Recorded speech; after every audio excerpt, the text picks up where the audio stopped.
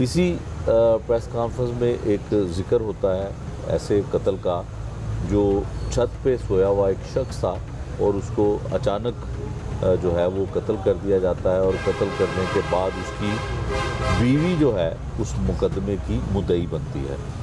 Police operation police जो है Kanha police station जो है उसमें मुकदमा दर्ज कर लिया जाता है। मुकदमा दर्ज करने के बाद तफ्तीश का आगाज़ हो जाता है, और दौरान तफ्तीश इस बात का इंकिशाफ होता है कि कातिल कोई और नहीं, उसकी अपनी ही बीवी है।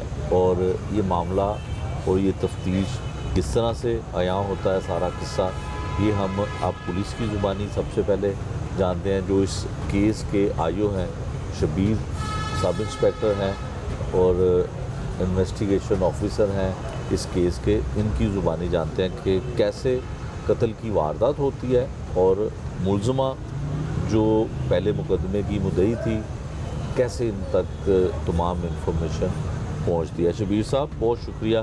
शबीर साहब ये बताएं कि ये कत्ल कैसे हुआ, और बीवी जो थी वो मुकदमे की मुद्दई थी, बाद में वही मुलज़मा निकल आई? जी, ये चांद रात ईद वाले दिन रात 1 बाइक के 8 मिनट पे 15 की कॉल हुई है। ठीक है।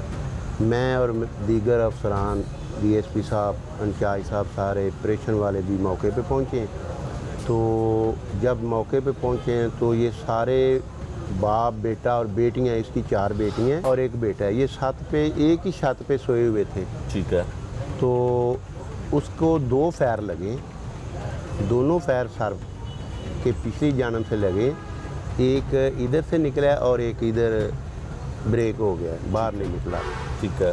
तो शक तो फिर उधर इन पे ही जाता था, लेकिन उस वक़्त नहीं कुछ कह सके कि मर्डर है, हो सकता है कोई और मामला हो। ठीक है। इसकी डेड बॉडी तहवील में लेके डेड हाउस जमा कराई गई। उसके बाद पता तो चल गया था कि इनके घर का ही कोई मामला है, लेकिन पूछगिछ शुरू करते रह गए। फिर इसका पोस्टमार्टम जब करवाया तो तब पता चल गया था कि ये इनके घर से ही किसी ने कत्ल किया है। इन सब को तहवील में लेकर तफ्तीश की तो ये मान गए। ये कह रहे थे जब फायर हुए हैं हमें पता ही नहीं, हम हालांकि सारे करीब करीब सोए हुए थे एक ही छत पे।